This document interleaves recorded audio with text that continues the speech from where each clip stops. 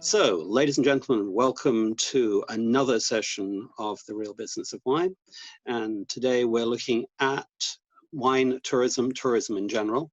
I've been struggling because my internet's gone down and I'm actually talking to you via my phone, which shows how the technology isn't always as reliable as we expect. We've probably all been through that at the moment. But today we've got, we're just waiting for two more guests to come, but we've got guests from both sides of the Atlantic, from Italy and from the US. And we're going to be looking at the way wine tourism has evolved until now, but also how is wine tourism being affected, likely to be affected from the effects of the virus that we're going through now.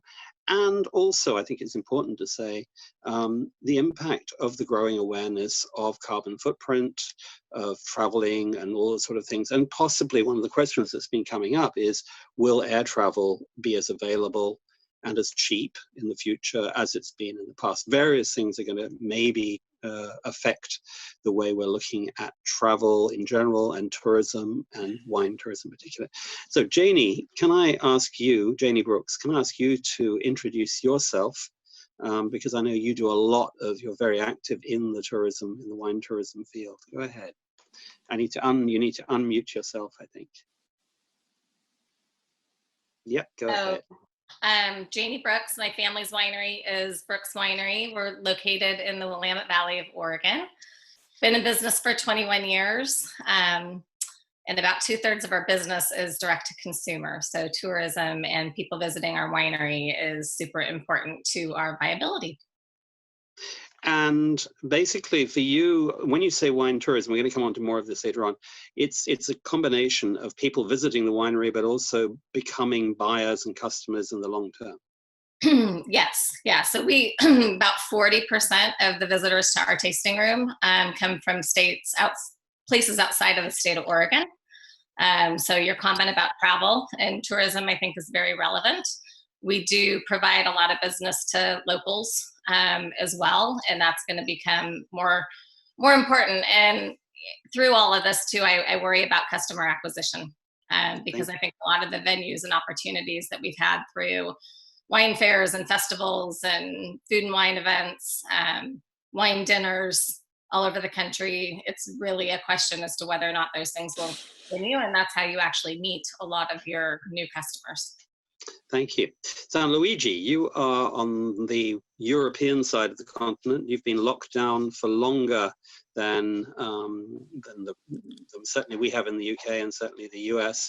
And I would also say that historically Europe has not been as sophisticated in wine tourism as the US, but you have been.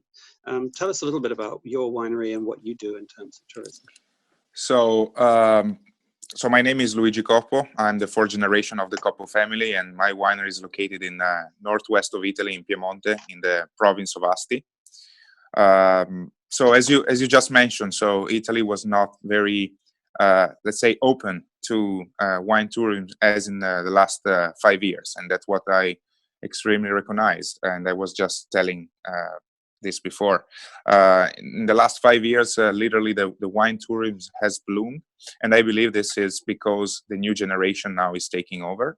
I believe the new generation is bringing new ideas, and that's the reason why when I started working full time here after my university degree, after college, I decided to develop that branch of the business, which I believe is extremely important. We're not yet to those outstanding numbers, like 2/3 of our sales are not direct to consume, but let's say that we are working on that. Thank you. And then we're going to move across actually to, I'm going to go to Diana Isaac next, who born in Moldova, a good friend of mine, and who is actually, I'm very delighted to have with us, and we probably shouldn't have Diana with us because Diana should actually be with her new baby, but her new baby hasn't quite arrived yet. So thank you for joining us today. Diana organizes wine tours and also has an online wine magazine, effectively, called Wineries. Would you like to talk a little bit about what you do, Diana?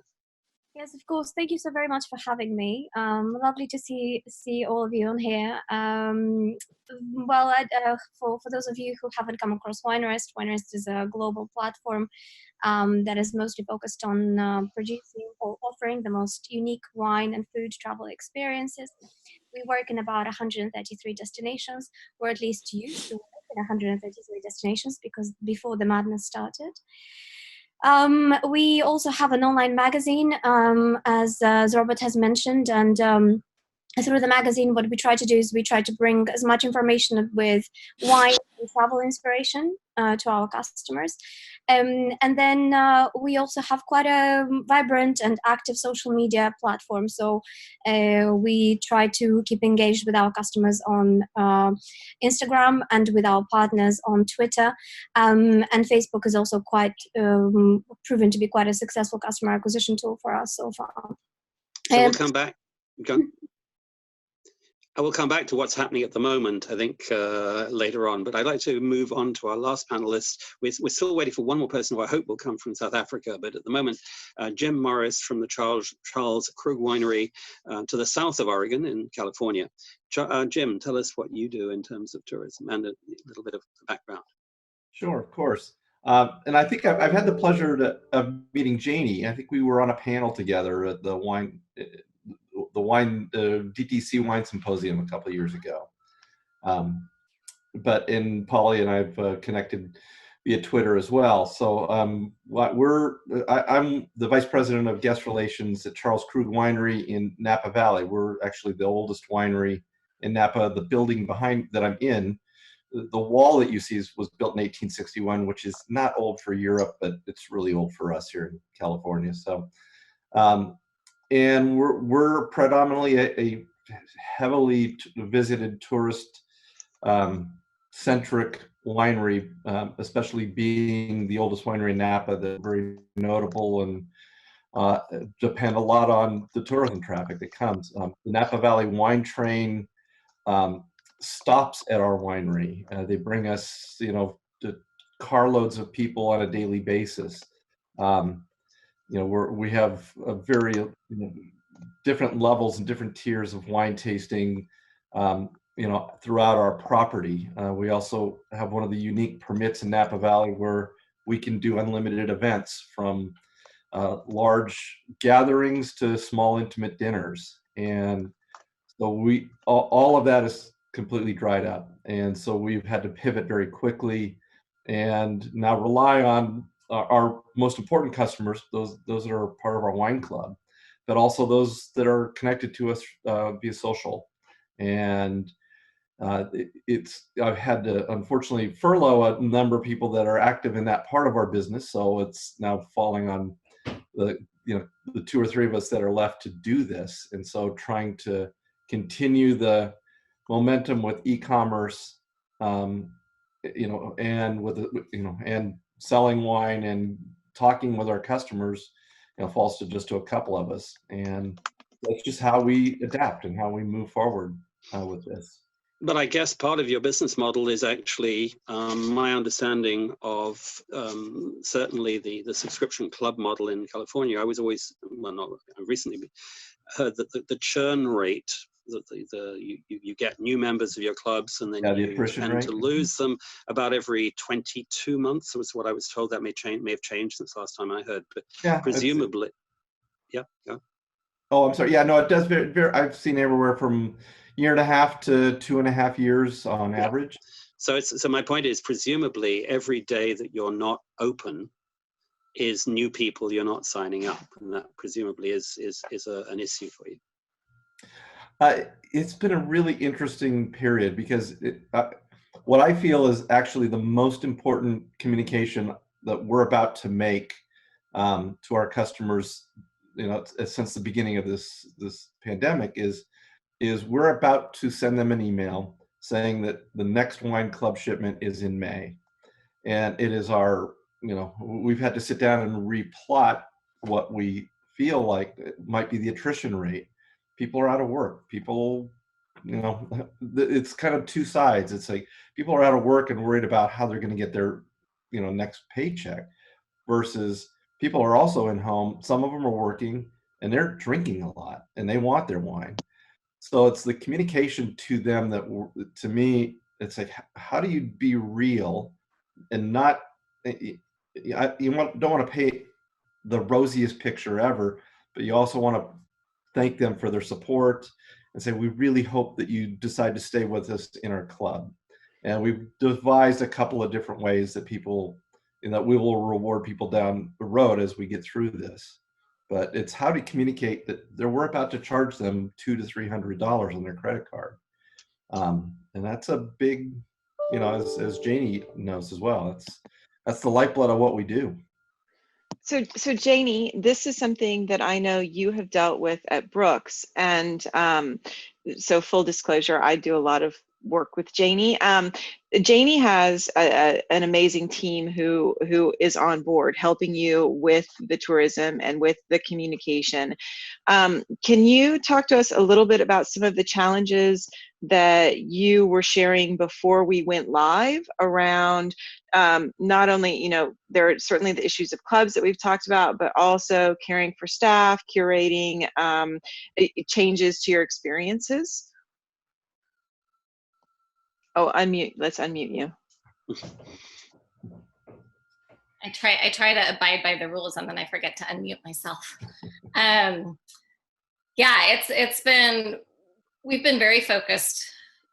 After I got up off the ground about 4 weeks ago, I decided that the most important things that we had really key to our business were relationships and messaging, as well as being able to make quick decisions. And we've been very focused on being very personable about our messaging. When we did our email to our club, because we didn't, I talked to other wineries and they processed their clubs as fast as they could to try to make that buck, which I don't think was a very good long-term strategic move. I think this is all about brand loyalty at this point. We did messaging with our first e-blast with our director of Wine Club Happiness, and she did a little video and wished everybody well. And as we've gotten people who have wanted to not take their shipment, absolutely. We're really trying to be as sensitive as possible and as human as possible in all of this across the board. And our staff is reacting the same way. And how has that changed some of what you're doing in the space? Because that also is having to carry through to the adaptations, regulations are changing literally on the fly for a few weeks there on the West Coast. Yeah, in Oregon, we're allowed to still do curbside service. So we do have staff at the winery who are putting together different packages for people. We also have we have a full-time chef, so we do food at our winery, and we're out in the middle of nowhere. We're in Amity, which is 25 minutes from the nearest city, big decent city like Salem. So we've always been kind of a destination and have become really a community gathering place for the people nearby. And we do an event in the summer called Pizza Fridays. And my team asked if they could do Pizza Fridays now and more frequent. So we've been doing them weekly. We've sold a couple hundred pizzas in the last 2 weeks, but it's really been great for morale for our team and morale for just our local consumers who have a reason to get out and to come to the facility. Of course, we're following all the rules in terms of social distancing. But it's been kind of a highlight really for the group up there. So Luigi, can I bring you in here? Because firstly, in Europe, we don't do wine clubs in the same way as the US. At least I've not seen very many people make them work in terms of subscriptions, unless you're an exception to that rule. And also some of the rules in terms of getting out in Italy have been tighter, I think, than what we're seeing in the States. So how's your experience been? And looking forward, because you are beginning, I'm thankful I've got various friends in Italy at the moment, there is some light at the end of the tunnel. It seems. Yeah. So how are you seeing up until now, and as we move forward? So we've been one of the first, actually we've been the first country to be locked down. And it's now 5 weeks and we have 3 weeks more of restriction. Even if we see in the light now, we know that like the worst probably is over, but we still have 3 more weeks, which is a lot. So I actually started the wine club. So, and I'm very happy to be part of this conversation because I'm learning a lot. And I'm, of course, I've stolen the idea of wine club from my trips in the US and in South Africa as well. And the way it works, it's slightly different because the culture in Italy, of course, is different. And can you hear me? Yep. Yeah. I can hear Okay. So what we're doing actually, it's not really working as a subscription, but it's more like being connected with the customer, sending emails. Sometimes are informative emails, and then there is a link where actually they can get access to a certain kind of wine. And there's an offer every 2-3 weeks, every month, more or less. So they can choose when they want to buy. So they're not committed to buy here at the winery, because it's not really working with domestic, with Italian, the way it works in the US. That's my experience, certainly in other parts of Europe, is that Europeans are not really ready to hand over their credit card and Correct. say, I'll give you $250 or whatever at a time. That's very true. This is very true, but also let me say that it is changing. Again, like young generation, and we're seeing more and more young people coming at the winery with with their boyfriend or girlfriend that over the weekend, spend the night here over the weekend, and they're ready for this kind of concept. So I believe that it was very interesting for me to see how the new, actually the old world, let's say, it's actually meeting the new world in the idea of being a member of club. And that's the reason why I wanted to start a wine club. And when I started the wine club, I remember, all my family were like, "What? I mean, are you sure you want? It's not going to work." And honestly, I have to say, it was not working in the beginning, but it's all about, of course, promoting this thing in a correct way. And I really agree that probably the biggest challenge now, because of this tough period and the virus and everything, is being connected in a very real way with your customer, with the consumer. And so that's why I believe communication this time is crucial, more than ever. Okay, can I move on to, because Diana, you're bringing people, or you're helping people to go to all sorts of, you said over 100 different destinations. Tell me what's happening with you. I mean, your whole business depends on people wanting to visit wineries and getting experiences out of that, and that goes way beyond the whole wine club issue. They may just go, see, and never buy anything. They may just enjoy the experience of being there. How do you see the situation? So for us, obviously, this has been a complete shift in terms of how we run the business. We've seen somewhere around 85% of cancellations for 2020 by the 15th of February. So obviously, that was immediately an indication of the fact that our customers and just generally travelers were getting very, very concerned, and very early on. Obviously, as we started going into March, we realized very quickly that our business was not going to be 65-75% down. It was going to be more like 95% down.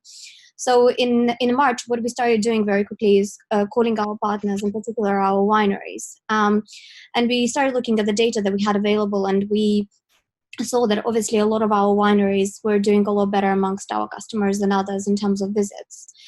So we started reaching out to the wineries, and we started offering those wines to our customers. So even though we are not a wine sales platform, what we did is we partnered up with someone who does do wine sales.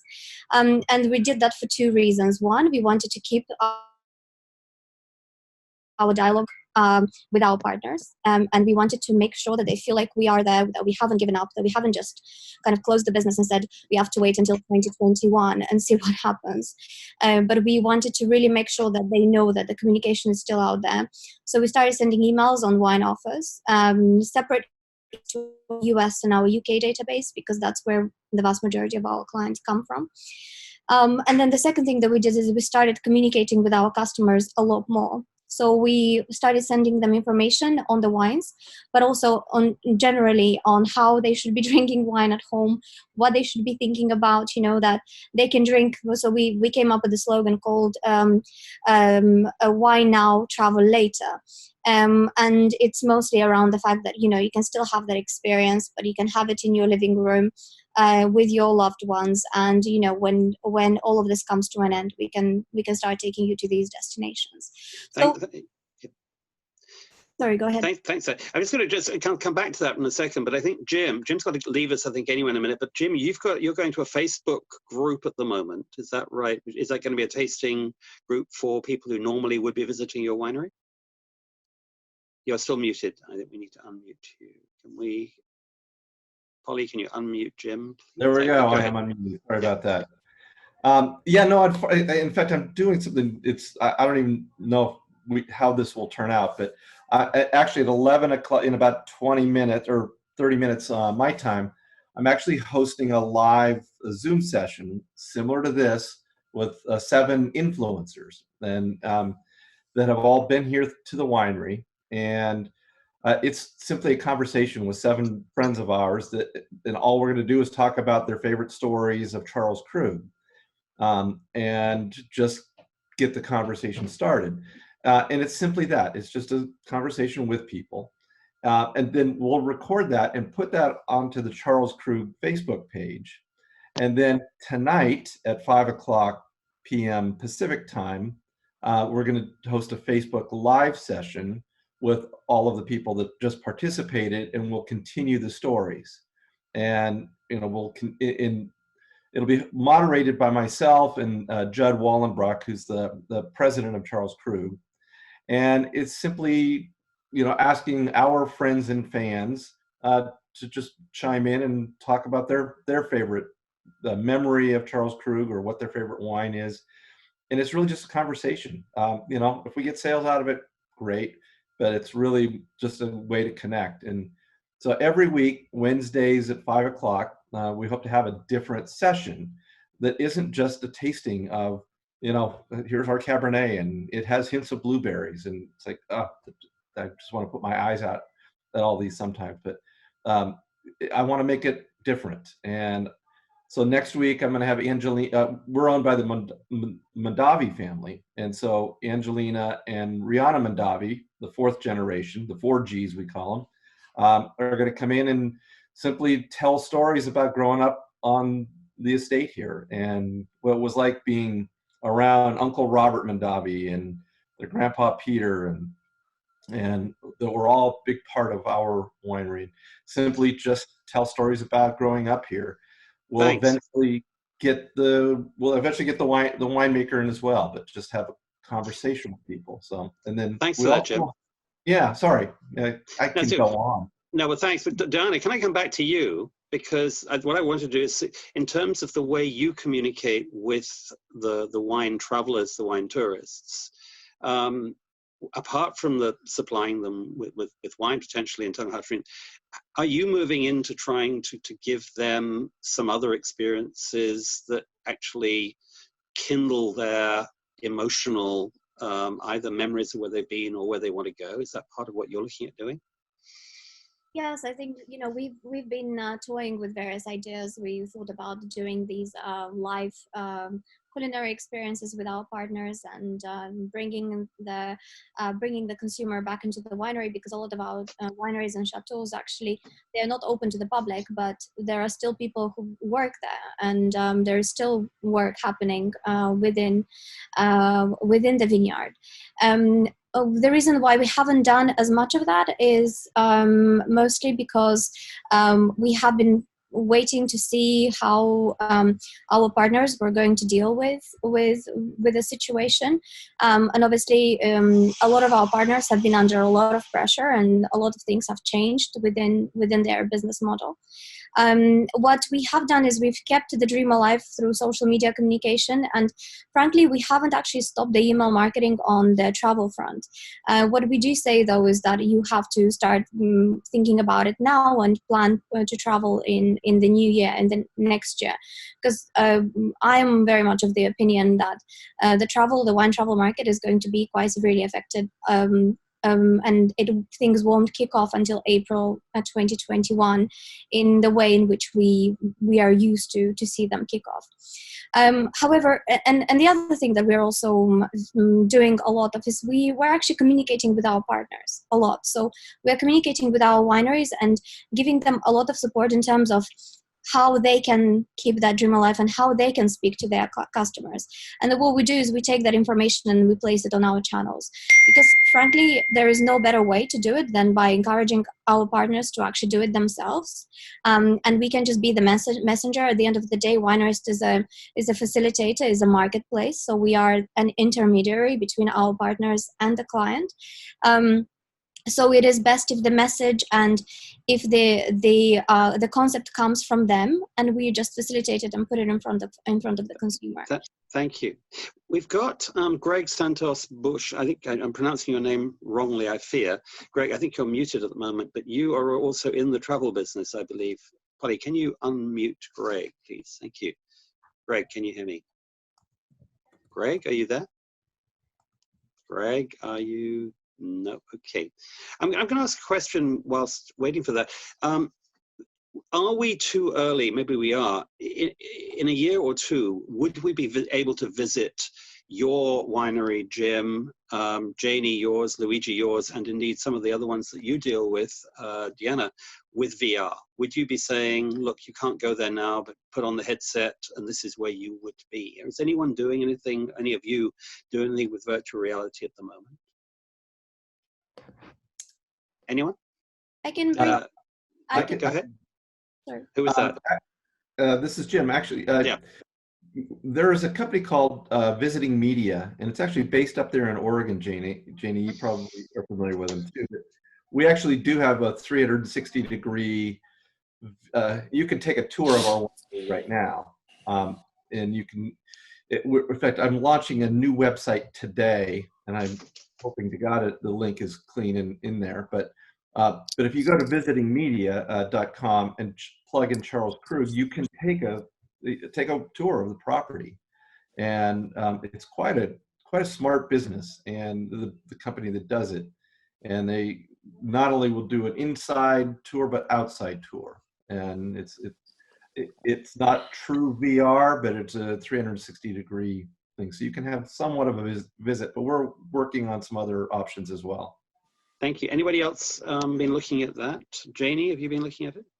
You know, we've done quite a few sessions that haven't been originated by us necessarily, but are like we have one today with a sommelier from the Waverly Inn in New York who started a Vineyard Live concept. So he'll be with our winemaker for an hour in the vineyard. So we've done more of those with our distributor partners, restaurant partners, not so much yet for our customer base.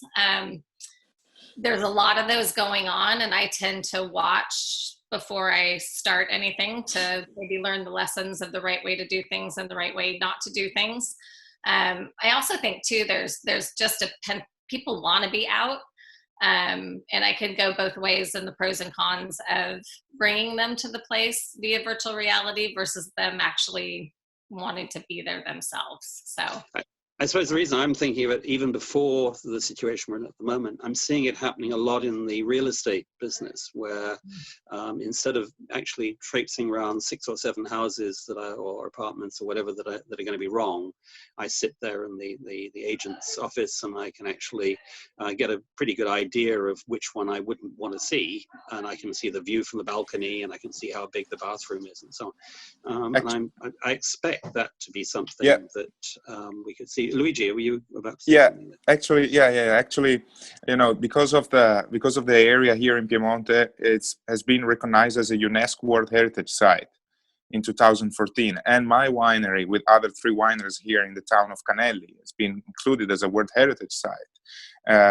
So we're working actually not in VR, but it's more like 360, as Jim were saying, and this is more like a bigger project. It's not going to be only Coppo, but it's going to be the whole region trying to promote itself also in this way. It is not on yet, but it's going to be on soon.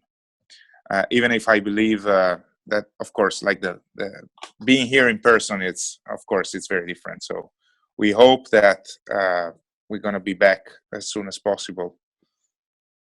And also in terms of reaching out, because that's part of the reaching out beyond the winery, which is obviously relevant now. But I asked the question at the beginning of how we're going to deal with a time where people may be traveling less for other reasons, not because they're not able to do so because of a virus, or but because of carbon footprint or cost of travel and so on. What about actually taking your wineries to the people? In other words, pop-ups or events and so on that go beyond just turning up to a hotel and pouring your wine, but actually taking the experience to the audience rather than expecting the audience to come to you. Are any of you looking at doing that? You know, we're doing a couple things that have kind of come up organically. I was on a Zoom call with my sorority sisters from my college. And at the end of it, there are about 40 people on. They said, can we do a wine tasting of your wine, Janie, the next time that we get together? So we quickly put together kind of an introductory pack to Brooks. We've had about 25 people purchase it, and we're going to do that together at the end of the month. So they will all have purchased and have the wine in hand, and we'll do a little wine tasting online. And then that actually grew to the sister of one of those girls who is in a women in wine group in a neighborhood in Houston, Texas. And we've just scheduled 2 sessions with them for about 30 people each. So not necessarily our promotion and doing it, which a lot of wineries are putting together packs and promoting that, but people who really have the desire to do it and are asking for it. Thank you. Diana, you're kind of in the business, in the picture I painted earlier of the real estate agent who is showing people the different apartments or houses. You're kind of in that situation between the visitor and the wineries. Can you see yourself doing this kind of thing, or the wineries you're working with offering more of an experience on a digital basis than they've been doing in the past? You're still muted. I think you need to unmute yourself to be able to respond to Yes, this. most certainly. So in areas like Bordeaux and Tuscany, for example, we've had some partners who have been quite proactive in terms of putting together things that work really well. So virtual tours and 360 tours. Robert, you will know this, but Moldova as well. They've built an entire platform on based on this idea. So we actually are offering quite an extensive visit of Moldova and its wineries to our customers, and that has proven really, really effective, especially when we are pairing it with a wine that our customers can enjoy, and tell them where they can buy it from and how they can get it. I think that what this situation has definitely emphasized is how important it is to be present and to have that communication with your customer, and more importantly, to just be inventive. So where possible and where our partners are proactive, we're offering that experience, and the engagement level, to be honest, has been great. In many ways, what this has shown us is that ever since we've had this communication with our customers and have put these virtual experiences in front of them, as well as bringing them the wine to their home, our clients have actually become more, we've had more of a personal experience and more of a personal communication with them. So we actually have clients who check on us on a weekly basis, and just asking for our opinion on what is happening. They want advice on where they should be going to or which destinations they should be thinking about. So where possible, and where the resources are available, I think it is amazing if our wineries and our tour operators can kind of step out of their comfort zone and step out of their shell and have more of that personal communication than direct communication with their consumer. And we hear a lot about, actually, there's this whole question of, are we going to be looking more local, or are we going to be bringing people from further? Do we see that being something in the future, that we're going to be needing to look more to our local audience than we've been doing in the past? I'm hearing that from people talking about sales. I'm not sure in terms of tourism. Anyone, in terms of you, Luigi, where are your customers generally coming from? You're still muted. My bad. So I would say we usually have around 6,000 people per year at the winery, and I would say probably a little less than 60%, it's 55, 58% is Italian, so they're local. And then we have a good percentage of people coming from Switzerland, Germany, Scandinavian countries, especially during the summer. And then we're seeing more and more Americans. So Piemonte has become also like a kind of destination, probably not big as Tuscany, of course, but it has become a destination for American people as well. And so 60% is Italian, 40% is coming to the rest of the world, let's say. And do you see in the future, do you see that is that something you've been planning to see expand? This is a big question mark, of course. So I think it's, from my point of view, I think it's too early to actually, try to predict if the percent is going to change or not. For sure, I believe, and I agree with Diana, I believe that the business, like the tourism, is going to be very slow until April 2021. So it doesn't mean that people will not come to the winery at all, as long as like restriction will be over, of course. But I believe that we're not going to see a lot of international tourism this year for sure. So just to give you a little new, so the truffle season, so the truffle fair, which is in Alba, it's cancelled. So and that was usually is big. It's a big thing. So and this brings a lot of people all over the world. So but I don't know yet. Honestly, I have to be very honest. I don't know how it's going to be in the future yet. Thank you, Luigi. I'd like to invite Angela Lloyd, who's a regular participant from South Africa. And South Africa is certainly one of the areas, that does wine tourism very well internally, but is also developing a big wine tourism effort outward bound. But obviously that's going to be very much under question. Angela, you're muted. We need to unmute you. If Polly, can you do that if I can't from here? Because I don't think I can. Can you unmute Angela, please? There you go, Angela. How are you seeing things from South Africa? Well, I mean, we can't buy wine. We can't move out or anything. I mean, we had this whole situation of the wineries not being able to even finish harvest, which was uplifted, and now they're able to export. But as far as tourism goes, it's totally nothing at the moment. Locals can't go out to wineries or anything, and it's obviously a major interest and money gainer for us.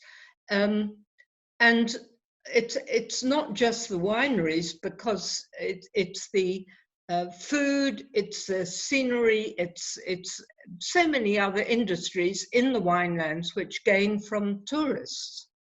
And are you seeing wineries in the Cape actually coming up with?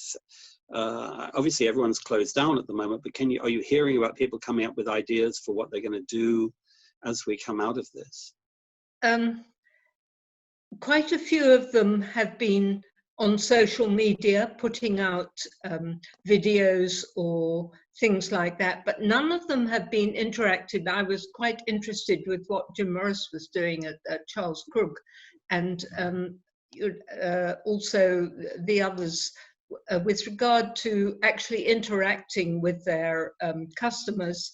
I haven't seen that here, although we had a very good interactive tasting of a release of the Malonneau's Lieu Passant wines a couple of weeks ago, which a few of us were very lucky to actually have the wines to taste. It must be hell of a boring to go to a tasting on video without having the wines to taste. But these were, we were lucky to have those. And it was actually very successful because they had their agents in New York and they had agents in Europe who were attending. So, and we could interact. I think there's a lot of potential for that in future. Thank you, Angela. I think that we will see a lot more. Can I follow up on this? Yes. Because, and actually, as I do it, I'm going to bring Reka in because I think that what she's doing applies to this as well. I'm going to allow her to talk because if I put her on video, I'm probably going to get a rage email. So I have been in webinars this week where repeatedly the question has been, will this go on when we are all out of lockdown? How are wineries going to continue to use any sort of virtual communication as a staple in their in their marketing efforts? So I would love to hear from each of you how you feel your continued efforts may evolve. Will they discontinue? What's the future look like virtually for you? I'm going to, if Reka's here, yes, she is. I'm going to start with Reka because she is on my far side, and then we'll just work across. So go for it. So you want to know how we plan on continuing. It's a very difficult question to answer at the moment because as we're heading towards the end of the situation here in Italy, there's the rest of Europe that still needs to come to the same level. And then we need to look at the US as well. And if there's no tourism happening, then it's just going to be very difficult for smaller wineries like mine to work with tourists, right? So this has already been said. In terms of how are we going to reach out, we're going to continue doing what we are doing here. And we have some more bad news that we have to share, but I've been waiting to share that because it needs right wording. But if for smaller businesses like mine, the entire summer income is based on tourists. So looking at that not happening is very difficult. And you have really launched something that was very almost out of character, out of what came naturally for you.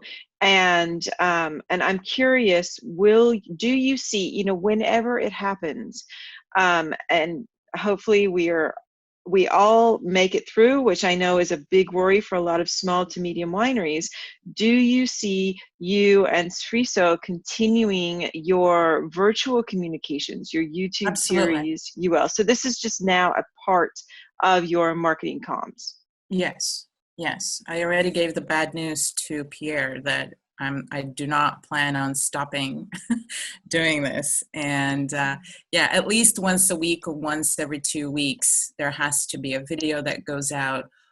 We're doing also a lot of stuff that is not online in terms of communication with our customers, which is all not public, obviously. So that's also a big uptake for us that we weren't doing before as much as we're doing it today. And we're seeing very, very good results with increasing our virtual and digital communications. And we're not going to stop doing that, that's for sure. Can I interrupt? Because I've got a note from Lorenzo Visconti, which really supports what you're saying, which he just said, in research published on Friday in Italy, 68% of people say that they will continue to use digital services also after the emergencies. That really supports what you're saying. Yes, because we're seeing the positive result of it. So being forced into having to use it and having to communicate this way to try to stand out somehow. I mean, from my point of view, that was one of the reasons why we started doing these videos with Pierre, because I wanted to give a different voice out there that wasn't taken up yet, or not by too many. And it pays off. It paid off so far. I'd like to see further down the line, with more months behind us, to see, and then potentially write a case study of this, of what has changed and how is it going. Because I believe the interest of customers and wine lovers is going to wane after a little bit, because everyone now is on digital and communicating more or less the same way. So I'd like to see how that will go on the longer term. Yes, I'd like to hear other people's response to that. And I'm going to include, when we've gone through our panel, I'd like to introduce you to another friend of mine who is an British person based in southern France, Louise Hurren, who deals with a lot of small Languedoc producers. And I'd be interested to hear how she thinks they're going to react. But shall we go through the panel? Janie, how do you see this? You know, we do a weekly email communication that we've really strategically decided that messaging is all about education about Brooks, telling different stories. It's not about selling. We'll definitely continue that. People, like a 40% open rate out of 17,000 people, and I get a lot of emails back from people connecting, which, you know, when I first started in the business, we were small and I knew all my customers. I started the wine club. I used to know everybody. And as it's grown and grown and grown, I've become more disconnected from my customers. And so it's been great for all of us to reconnect with our customers.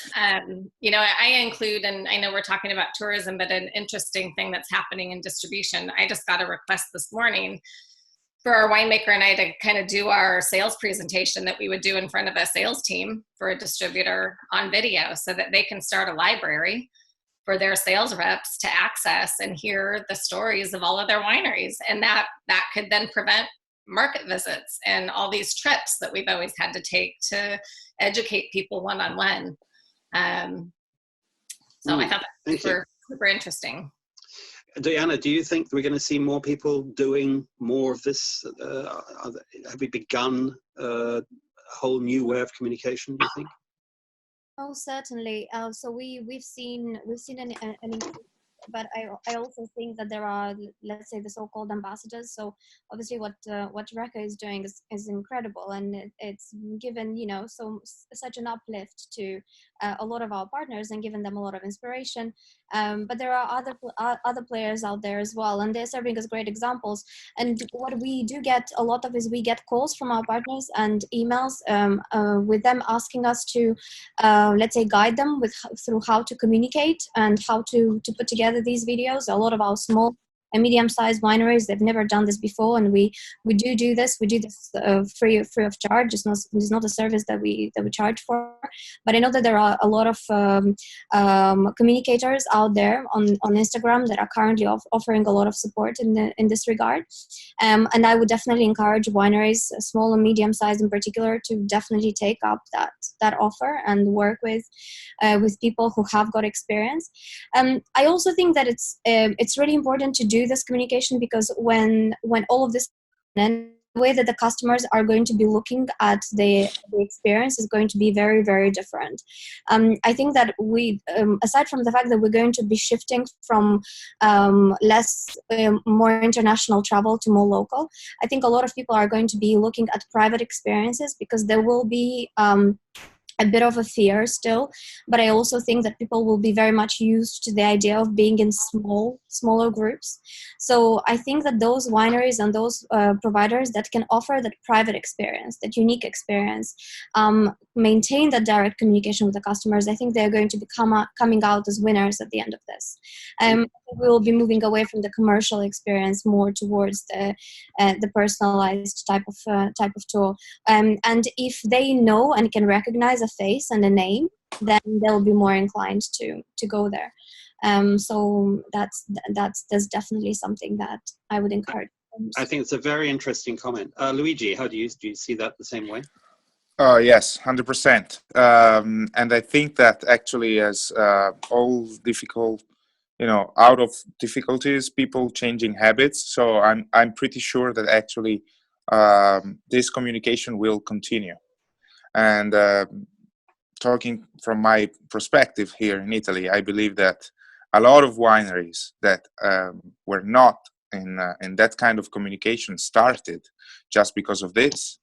And so this is going to be, this is something that is not going to change. So I'm sure that actually the perspective also for the customer has changed, and it will be even a little different. Even if I saw already this kind of trend of being less commercial and more personalized, I think this will speed up that kind of process.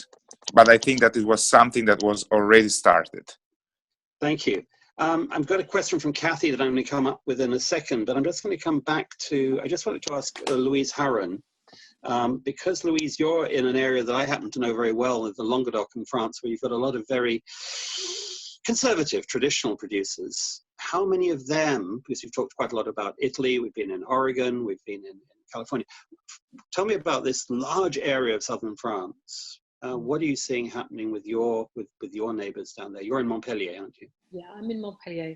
The thing is, I can't really speak for the whole of Languedoc because I don't really work with the whole of Languedoc, but I do work with a group of smaller quality producers. I represent a group that I created 10 years ago called The Outsiders. So they're 18 small to medium-sized wineries who really sell their products through the hotel and restaurant channel. They also sell through quality cavistes, wine shops of a certain quality. They do a little bit of cellar door sales, and obviously, because of the current situation, all of those things have dried up for them. No restaurants are open, no hotels are open, no wine bars are ordering, and nobody's rocking up at the cellar door either. So it's been an interesting time. I've spoken to all of the wineries in the last couple of weeks, and most of them are quite positive about this because they see it as an opportunity rather than a threat. It's kind of like the kick in the pants that we all needed, to be honest, to get on board with online communication, which, some of us are quite comfortable with and others less so, but we've dabbled in it. But suddenly we're feeling very motivated to communicate online.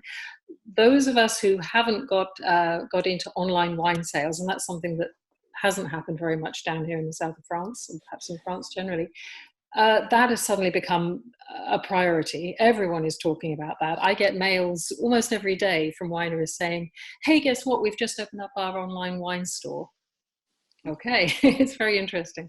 The group that I work with, we're putting together some ideas right now about how we can communicate with our clients and sort of build loyalty and do some of the things that have been spoken about earlier this evening, this idea of user-generated content, things like that. So it's quite an exciting time, actually. Obviously, there are people who are suffering and finding it really hard, but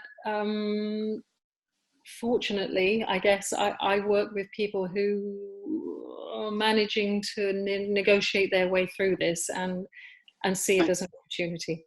Thank you, Louise. Luigi, you've got to go away, I think. You've got to leave. Yep. But can I say thank you very much and wish you the best of luck, and you possibly the first to come out of this tunnel for all of us, maybe. But I wish you huge luck, and thank you. See you again on this. Thank you very much for having me tonight. It was an honor. Thank you. Yeah, thank you very much. Kathy, you've just got, you had a couple of questions. I'm interested to know, you were asking about sort of tours for journalists and sommeliers and so on. I don't think it's necessarily as much tourism, but how do you see, what's your question to do with the tourism of wine? Kathy, are you there? And are you still muted? Are you unmute?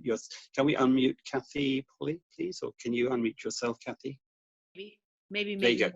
Go ahead. Am I unmuted? Yeah, you're unmuted. Go ahead. Thank you, darling. Thank you, darling. So your question about tourism. My question about tourism relative to people who are sent in groups. Is that the one you're talking about? Yes. Yeah, yes. Yes. So sommeliers, wine journalists, tourism people who write for magazines around the world. how are they going to deal with this, and what is the wine industry doing to try to bring them into this mix? Okay, who's gonna, Janie, let's hear from you on this. Well, obviously, a lot of those visits are gonna stop. We have an event in Oregon called Oregon Pinot Camp, where there's 60 wineries that bring 270 sommeliers from around the country and around the world, actually, to Oregon. That's obviously been canceled. Working with the different wine boards, you know, they had groups of 7 to 10, 2 or 3 or 4 times a year that they would pay with our membership dues to bring different journalists and sommeliers out to do intense education on the area. And, you know, associations that were able to afford to do that have issues now with wineries and being able to pay their dues or how they're directing those funds. So I think that is going to slow down, if not stop, significantly. So, I mean, do you think, again, back to my earlier questions, are we going to have to, as an industry, are we going to have to be better at taking ourselves to, taking the mountain to Muhammad, as it were, rather than bringing them to us? Is that going to be our next challenge? I think so, at least in the meantime. And I think once people get used to that and find it as good of an opportunity to be educated on the region, that will be the new normal. And I think there's, you know, even when you get taken on one of those trips, it's very specific what wineries you get to see. And what this has done is really opened up the population of all wineries for people to talk to and for people to see. And there's going to be a lot more information out there than some of those targeted trips.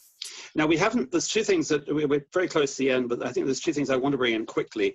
One is the question of sustainability, because we've got 2 questions for sustainability. One is whether it's actually sustainable for people to visit, to travel and use airplanes and so on to go visiting.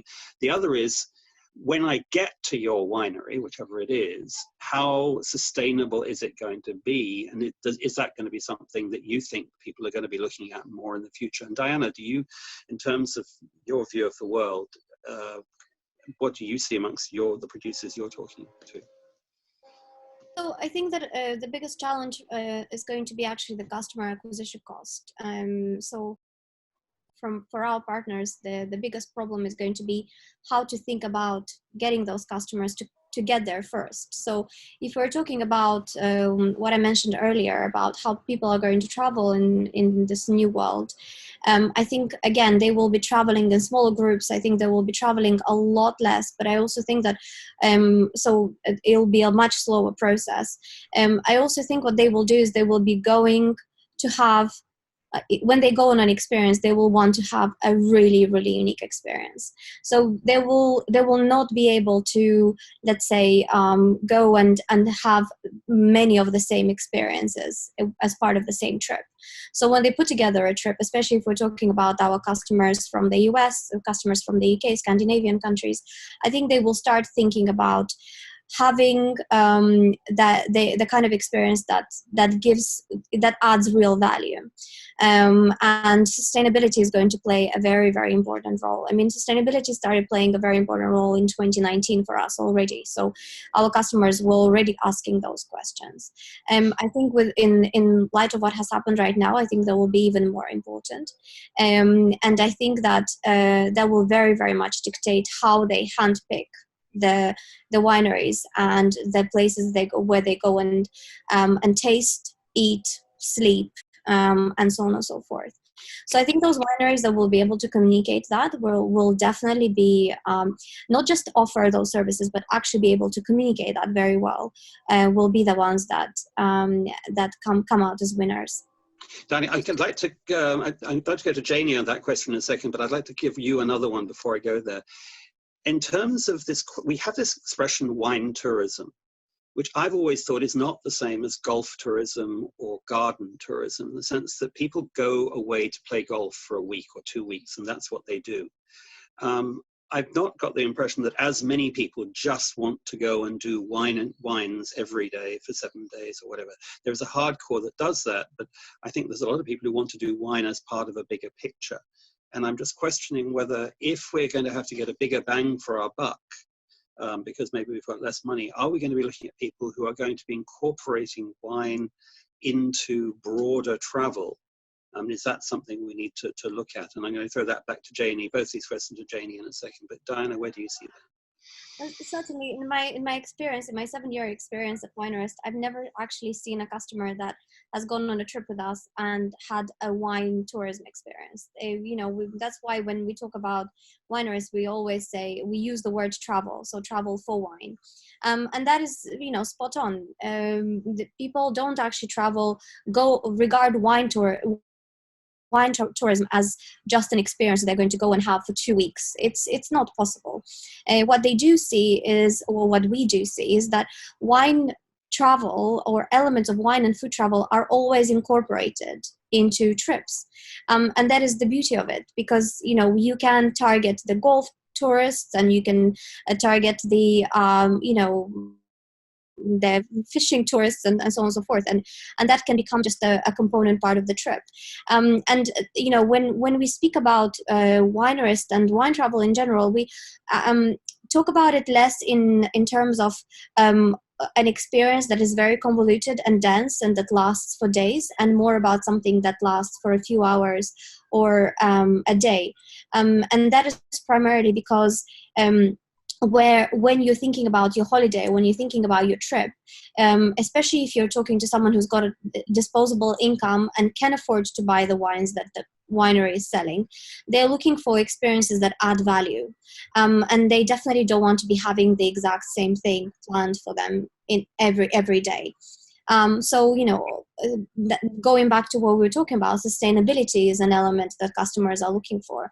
Originality, personal experience, the people that sit behind that experience are always very important. That's why certain travel guides do better than others. That's why certain wineries do better than others when it comes to visits, because, it comes down to the personality-driven business. Thank you, Diana. So, Janie, is it tourism? Damien Wilson, who's one of our regulars here, has used the expression. I think it's Ryan Opaz, actually from Spain. It's tourism with wine rather than wine tourism. And back to the sustainability question, how do you see these issues? I think that they're both super important. One of the great positionings for the Willamette Valley in particular is how close we are to the ocean, how close we are to Mount Hood, how close we are to the Columbia Gorge, how close we are to the city of Portland. So we get a lot of people that have made one of those their destinations and then are so close to wine country, versus a lot of people coming and just coming to visit wineries. There's a lot to do within an hour of the Willamette Valley. We already, at least at Brooks, and this has really been a trend in the Willamette Valley in general, have moved towards the experience model versus the tasting bar type of model, where people come in, that's tableside service, and you have food offerings, you have a variety of different wines, it's beautiful views, you can have garden walks.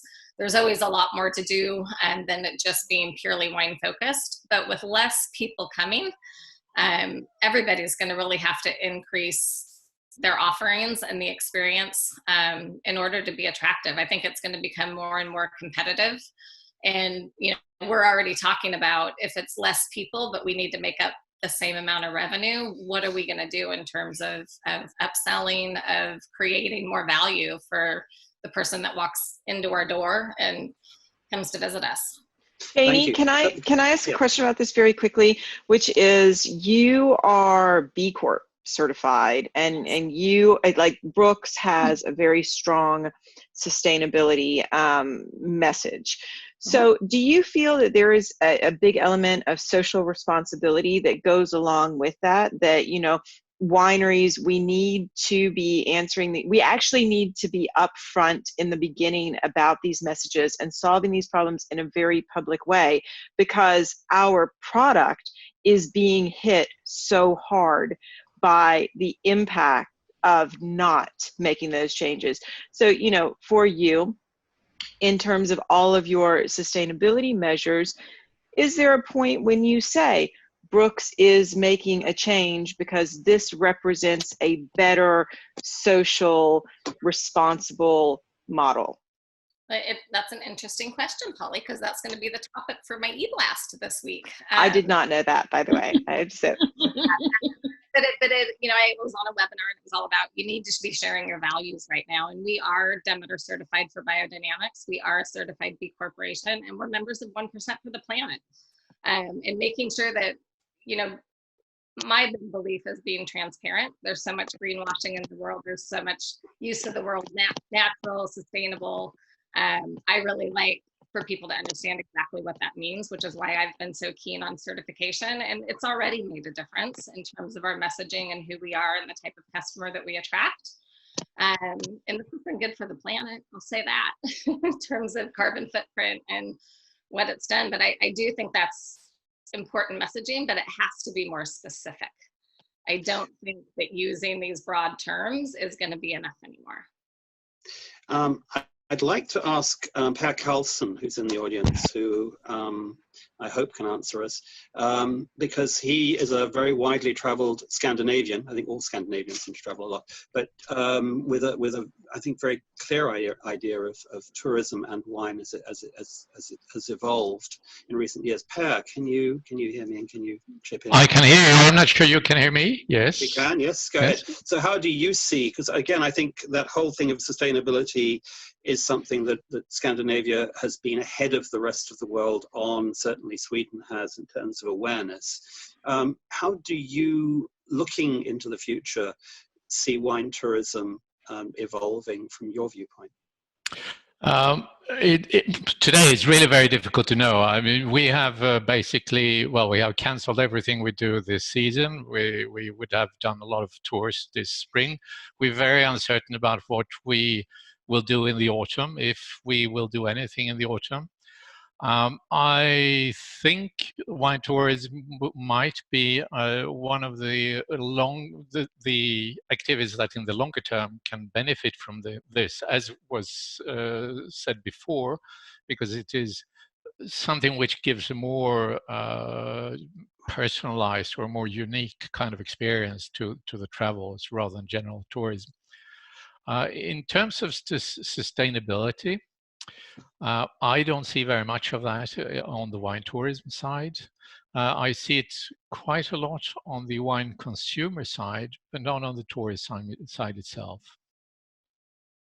That's interesting. And do you think that what we're going through at the moment might jolt people into thinking differently?